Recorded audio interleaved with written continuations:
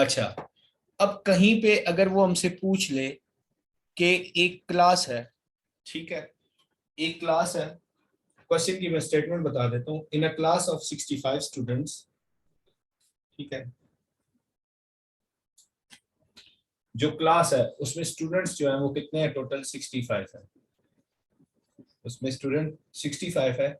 और कह रहे हैं कि स्टूडेंट्स जो 20% जो है ना वो इंग्लिश में फेल हो गए। इंग्लिश में कितने फेल हो गए, 20% फेल हो गए।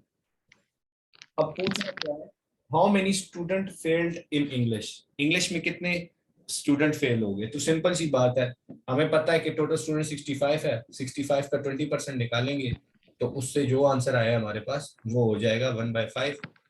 वो उतने स्टूडेंट्स हमारे पास फेल हो जाएंगे। ये कितना बचता है, 13। तो 13 स्टूडेंट्स जो है वो हमारे पास फेल है, मतलब इंग्लिश में फेल। एक तो ये क्वेश्चन। अच्छा, इसके अलावा एक और क्वेश्चन है 14, कहता है कि 30% of a number is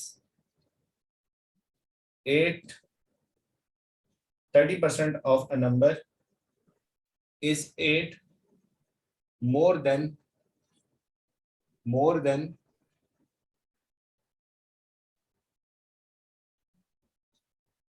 40% of 1000, find the number. अब इसको देख के आपने क्या करना है, डरना नहीं है, ठीक है, फाइंड द नंबर।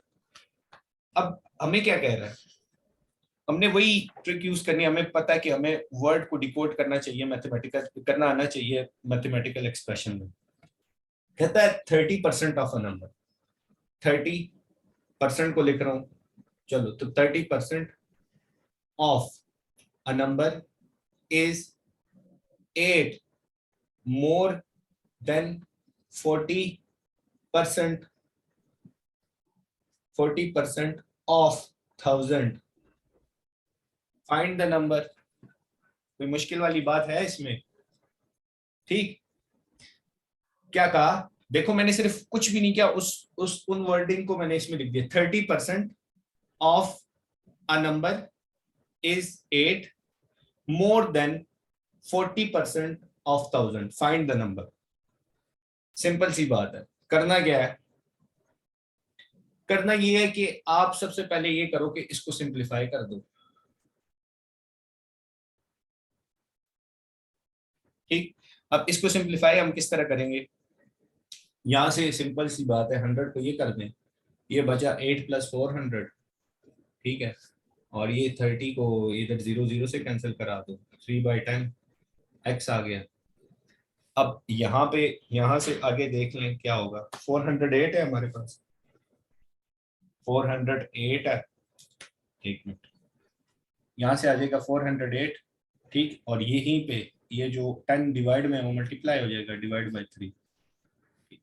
अब इसको करें तो क्या बचेगा हमारे पास,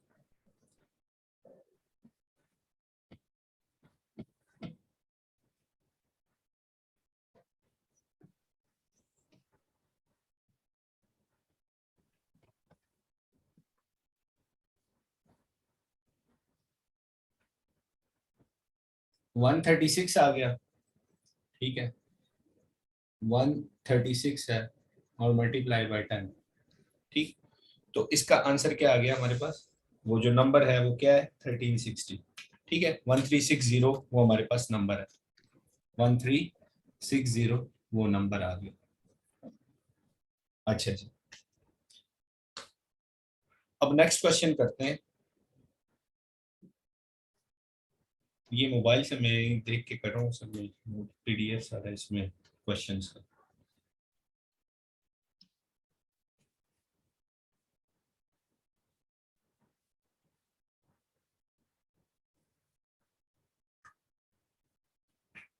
अच्छा, अब एक क्वेश्चन आता है, डायरेक्ट आता है, what fraction is equal to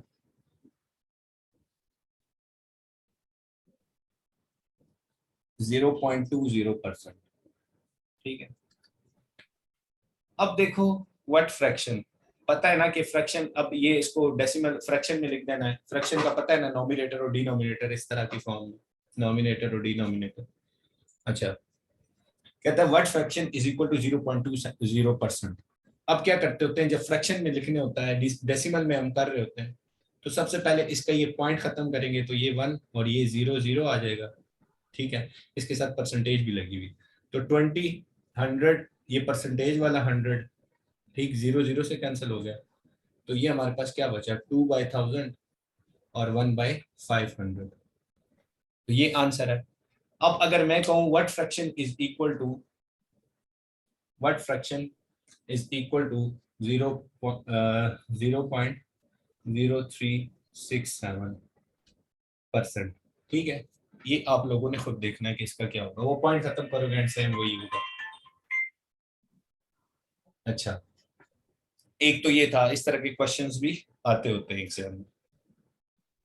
अब हम एक और क्वेश्चन करते हैं, वेट अ मिनट।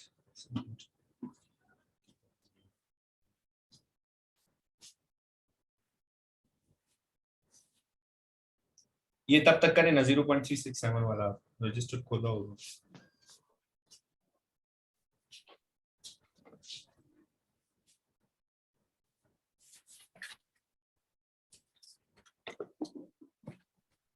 अच्छा, अब एक और क्वेश्चन है, 367 आएगा। अब एक और क्वेश्चन है कि अच्छा, अब एक और क्वेश्चन है, after a decrease of 70%, after after a decrease of 70%, the value 550 will be। अच्छा, अब कह रहा है कि decrease of 70%, the value of 550 will be. Simple सी बात है, आपने 550 का क्या करना है, डायरेक्ट 70% निकाल देना है। ठीक है, अब आप इसका 70% निकाल दो, ये 0 इससे कैंसिल, ये 0 इससे कैंसिल, 55 को 7 से करो, 7 5 385 आ गया। अब उसमें ये हमारा आंसर नहीं है रिक्वायर्ड। अब आंसर रिक्वायर्ड क्या है कि after a decrease of 70% the value of 550 will B, तो 550 से हम 385 को माइनस कर देंगे, तो वो हमारा आंसर हो जाएगा, जो भी आएगी वैल्यू 165 बचता है, 165 हमारे पास आंसर आ जाएगा। ठीक, अच्छा, अब उसके बाद एक और क्वेश्चन है, एक और टाइप का क्वेश्चन है कि जब बजट हुआ, ड्यूरिंग द बजट, ठीक, स्टेटमेंट लिखनी है, आप अपने पास बेशक लिख लो।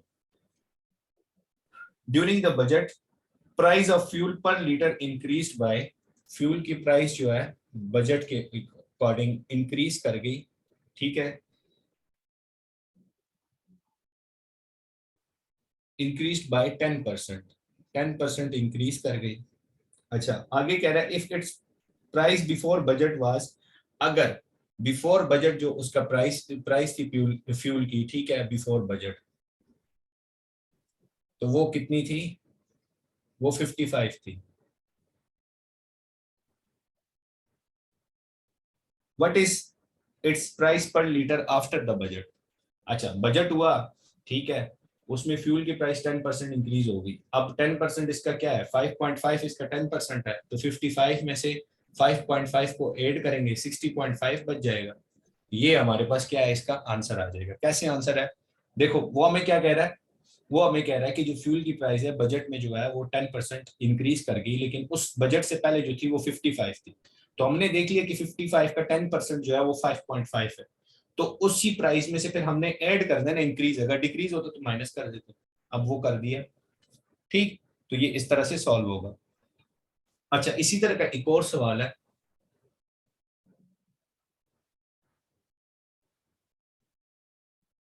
कहता है कि नंबर ऑफ रोड एक्सीडेंट्स जो थे पर ईयर के लिहाज से 5% जो हो गए वो डिक्रीज हो गए।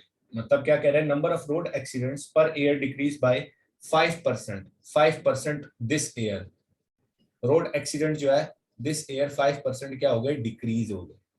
ठीक, अब कहते हैं if number of accident last year was, last year जो एक्सीडेंट्स थे वो कितने थे, वो थे जनाब आपके पास 2200। तो कह रहा क्या है, what is number of accidents this year.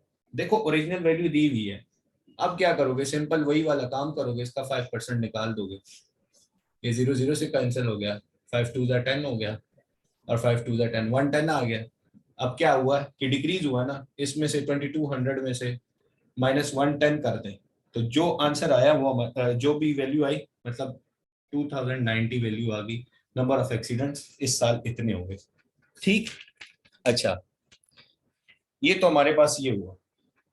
अब इसके अलावा कुछ क्वेश्चंस हैं, ये तो चलो बहुत आसान थे अभी तक।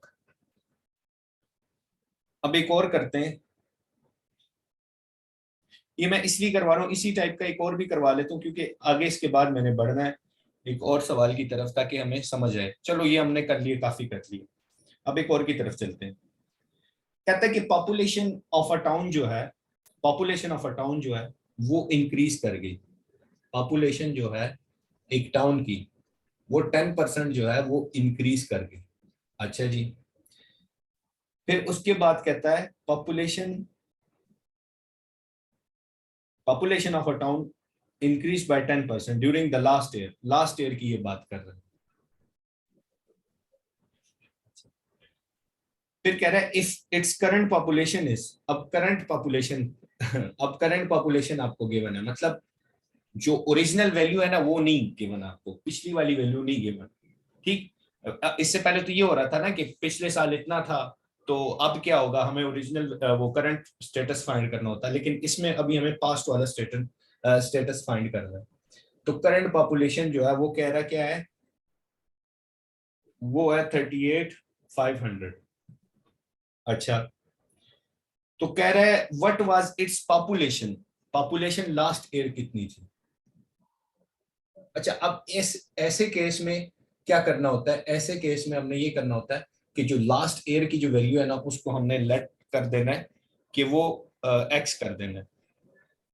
ठीक, तो हम यहाँ पे लिख देते हैं कि जो let x be the last year population, और वो हमें क्या कह रहा है कि जो लास्ट ईयर था वो 10% इंक्रीज हुआ है, तो 10% मान लिया इंक्रीज हुआ है, तो वो एक्स थी वैल्यू, और 10% उसमें इंक्रीज हो गया उसी वैल्यू में। ठीक है, उसी वैल्यू में इंक्रीज हुआ, और जो करंट पॉपुलेशन है वो कितनी है, 38,500। अच्छा जी, अब इसको सॉल्व करेंगे तो एलसीएम ले लेंगे, 100x + 10x 110x हो गया, डिवाइड बाय 100, 38,500। अच्छा, 38,500 को मल्टीप्लाई बाय 100 कर देंगे और डिवाइड बाय 110। हाँ लो शैम्पू इधर पड़े हुए हैं।